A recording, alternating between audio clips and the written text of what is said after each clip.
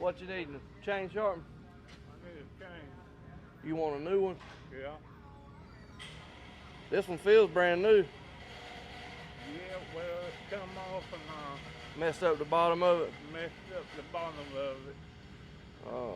Got a few burrs in there and it ain't want to fit in there. In the bar groove. Yeah.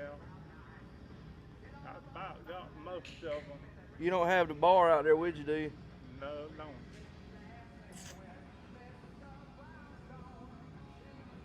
Let me buff them burrs off of it with my little tool, and then you should be fine. You can reuse it so you won't have to buy a new one.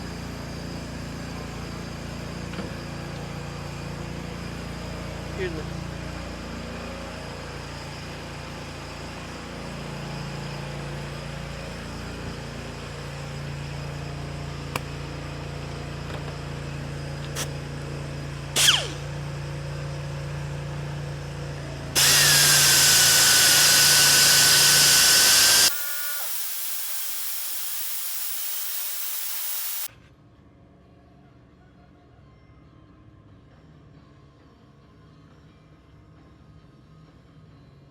Give that a try. That should do it. I know you. Nothing. You know what happened 28 years ago today? What's that? Hurricane Fran. Really? Has it been 28 years? 28 years.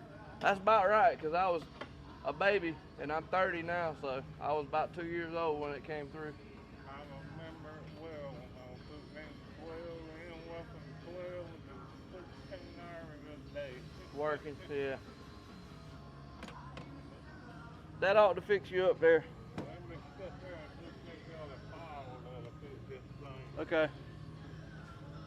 All right, guys, the kind of issue he had is if you've ever had a chain jump off while you're sawing, when it jumps off,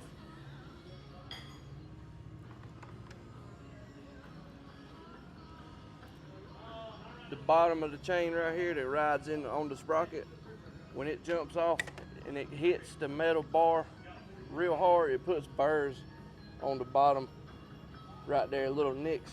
And then when you try to put your chain back on, it won't fall down in the bar slot.